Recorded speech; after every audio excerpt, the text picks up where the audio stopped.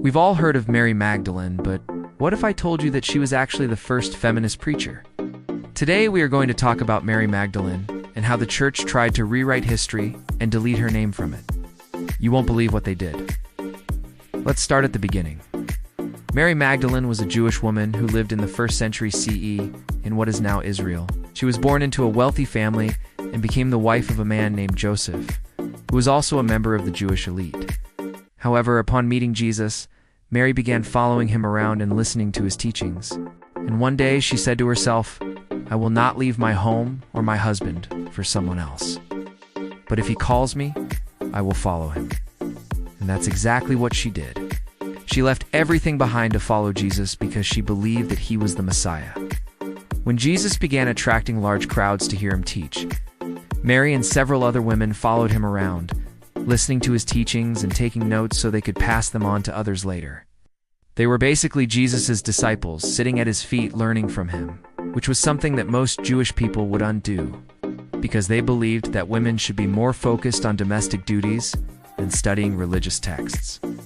So these women, including Mary Magdalene, went against societal norms by sitting at Jesus' feet, listening to him teach, and then passing on his teachings to others. This made Mary Magdalene a rebel in every sense of the word. She broke with tradition by publicly declaring that Jesus was the Messiah, even though no one else would come forward and admit it. She was also present at significant events during Jesus' ministry, such as when Lazarus was raised from the dead, when Jesus calmed a storm on the Sea of Galilee, and when Jesus was crucified. It is believed that Mary Magdalene witnessed Jesus' crucifixion and was present at his burial. Despite the fact that she had abandoned her old life to follow Jesus, she was still close to his mother, Mary, and other relatives. As one of the few eyewitnesses to Jesus' life, death, and resurrection, Mary Magdalene played an important role in the early church. In fact, after Jesus' resurrection, according to tradition, Mary Magdalene was the first person that Jesus appeared to. On Easter Sunday morning, Mary Magdalene arrived at the tomb early to pay her respects. To her surprise, the stone had been rolled away from the entrance of the tomb, and so she ran to tell Peter and John that Jesus' body was missing. When they arrived at the tomb and saw the empty linen cloths that had wrapped Jesus' body, they left, each returning to their own home. But Mary Magdalene stayed at the tomb weeping. As Mary Magdalene stood crying outside the tomb, she heard someone asking, "Who are you looking for?" Thinking it was the gardener, she replied, "Sir, if you have carried him away, tell me where you have put him and I will get him back." The man asked, "Woman, why are you crying?" She replied, "Because my Lord was taken away and I didn't know where they laid him." She turned around, she saw a man standing there whom she assumed was the gardener. She said, "Sir, if you have carried him away, tell me where you have put him and I will get him back." Then he said to her, "Mary," and she answered, "My Lord and my God." When she realized that it was Jesus standing before her, she fell at his feet, worshiping him. Then he told her to go and tell his disciples that he had risen and would soon see them. Mary Magdalene ran to tell the disciples what she had seen and heard. Tradition says that she brought them back to the garden where Jesus was standing, so they could see him for themselves. After this, Mary Magdalene traveled throughout the region with Jesus and the disciples, preaching the good news of the resurrection to anyone who would listen.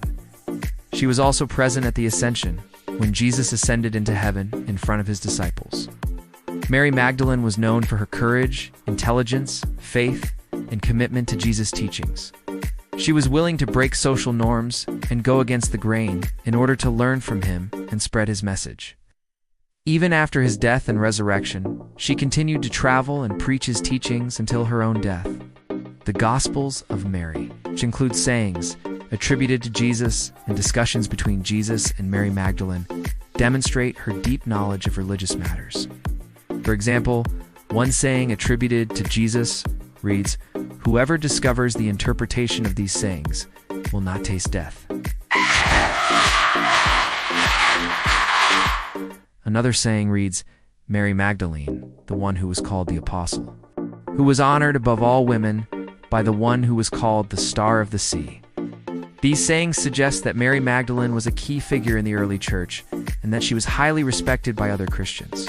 However, despite her important role in the early church, Over time, Mary Magdalene's legacy was erased from most historical records. This is largely due to misogyny and homophobia within the Catholic Church. After the Protestant Reformation, Mary Magdalene's story became associated with prostitution and pornography. Her name was used as an epithet for prostitutes, and she was often portrayed as a symbol of sexual immorality. This reputation was further cemented by Don Brown's novel, The Da Vinci Code, which falsely claimed that Mary Magdalene was Jesus' wife and that they had a child together. While there is no historical evidence to support these claims, Brown's novel and the subsequent film adaptation helped to popularize the myth that Jesus was married and had children. So why did the church try so hard to rewrite history and erase Mary Magdalene's name from it? Well, the answer is pretty simple: misogyny. Throughout history, the Catholic Church has been dominated by men. Women have often been relegated to second-class status. The Church has historically been patriarchal, with men holding most of the power and women expected to be subservient to their male counterparts. This is evident in the Church's teachings and practices, as well as its treatment of women throughout history. For example, women have traditionally been barred from positions of power within the Church, such as the priesthood, and they have often been subjected to discrimination and persecution. In the case of Mary Magdalene, her prominence in the early Church was seen as a threat to the patriarchal structure that the Catholic Church was built upon. By erasing her name from history, the Church was able to solidify its authority and maintain control over its followers. Fortunately, this is not the only example of the Church rewriting history to fit its own narrative. Throughout history, the Church has been involved in many instances of heresy and persecution. For example, the Church has been responsible for the deaths of countless people who have been accused of heresy or witchcraft. In order to maintain its power and authority, the Church has often resorted to fear and intimidation. One way that the Church has maintained its power and authority is by controlling access to information. By controlling what people are allowed to read and study, the Church has been able to shape its followers' beliefs and keep them in line. For example, the Church has long controlled the Bible, and it has often used its control over the Bible to promote its own agenda. In the case of Mary Magdalene, the Church has manipulated the Bible to portray her in a negative light. For example, the Church has often portrayed Mary Magdalene as a prostitute. Even though there is no evidence to support this claim, this manipulation of the Bible has been effective in solidifying the Church's control over its followers. Another way that the Church has maintained its power and authority is by silencing those who speak out against it. By silencing critics, the Church has been able to prevent them from spreading ideas that could be harmful to the Church's interests. For example, the Church has often silenced those who have spoken out against its teachings or practices. In the case of Mary Magdalene, the Church has silenced those who have tried to promote her legacy. By silencing these people, the Church has been able to maintain control over the narrative surrounding Mary Magdalene and ensured that her legacy is erased from history. Overall, the Catholic Church's treatment of Mary Magdalene is a prime example of its misogyny and desire for power.